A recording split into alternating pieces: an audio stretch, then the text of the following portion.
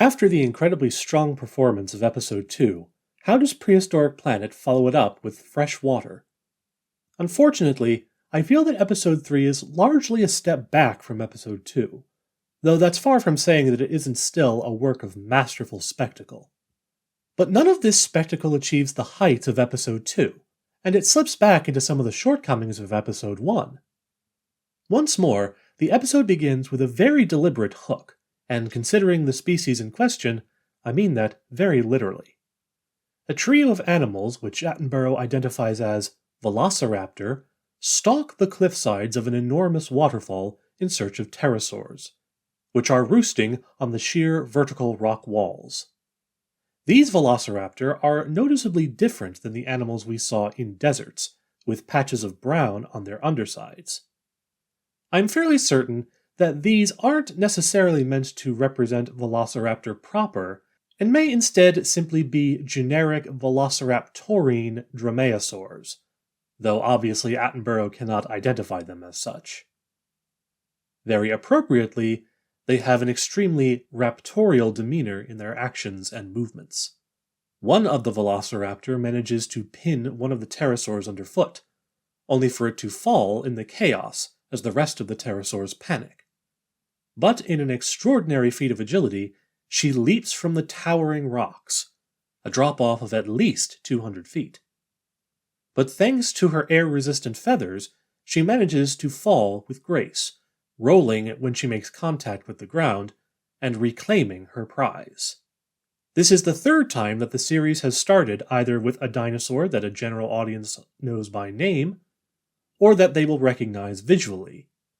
In all three cases, the animal is shown doing something unexpected and eye-catching. Many audience members will not be familiar with the now firmly established fact that Velociraptor and its cousins were covered completely in feathers, so the sight of a fully feathered one may catch some folks off guard. What's more, the Velociraptor make use of their feathers in harrowing ways. As cold opens go, this is another hit. We then move to North America to drop in on a pair of Tyrannosaurus. An old male has taken down a Triceratops, and while he does bear a nasty wound on his tail, his bone-crushing jaws, his weapon of choice, do seem suspiciously clean. He moves to a nearby river to wash himself and clean his wounds, but he is interrupted by a young female. The two examine one another carefully, and the male begins to display to her, raising his head and calling in a manner very similar to modern American alligators. The female reciprocates, and we bashfully cut to a scene mostly obscured by leaves, which may be the reason why this episode in particular has a higher TV PG rating. Once again, we have the problem of the scene feeling unfocused and underdeveloped. The segment isn't long, and yet it is broken up by starting with the old male and the Triceratops before moving to the courtship. When segments are limited in time, it's best to be as efficient as possible by focusing on a single through line.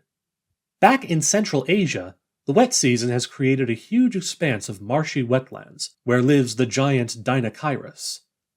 Looking like a creature right out of the Jim Henson workshop, the inclusion of Dinachirus is a great choice, and the segment makes use of its comical appearance, ambling through the water in search of water plants, and being harassed by swarms of biting flies.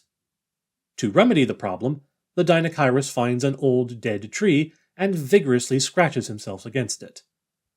Just before leaving the Dinachirus to his foraging, we cut to a close-up of his face, followed by the sound of a hard splash as something plops into the water.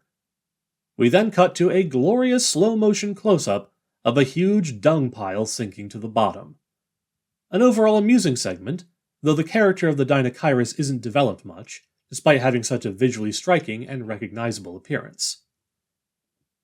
By far the most well-developed segment is that which involves a mother Quetzalcoatlus traveling to southern Africa to create a nest on a small island running between large channels in a swampy forest.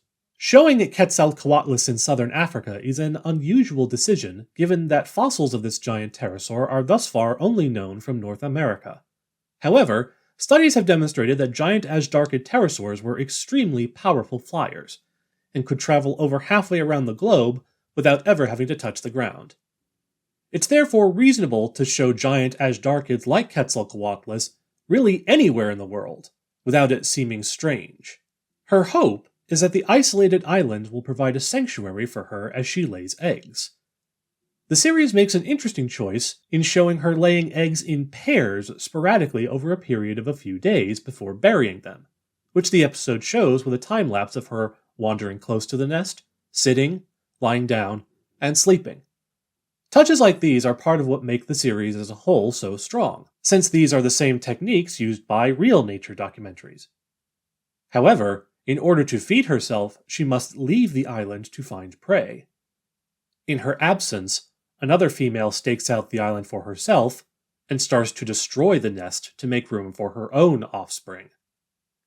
Our mother returns and fends off the intruder, flapping her wings aggressively and biting the other female's face with her 9-foot bill. The other female decides to leave, but the damage is done. The mother looks down and sees that only 3 of her original brood of 20 remain. Another consistent strength of Prehistoric Planet is on display here. We see her looking down at her eggs, and there is clearly some kind of thought and retrospection going on inside her mind. But it's not quite clear to us exactly what.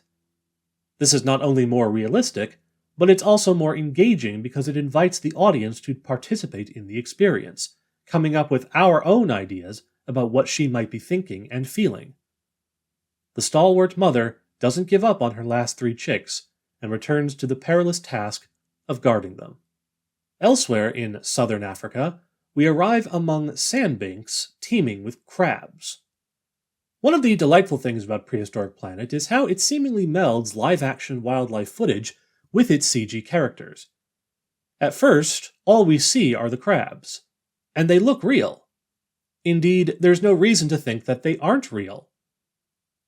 Right up until the jaws of a Machikosaurus appear out of nowhere from above and snatch one.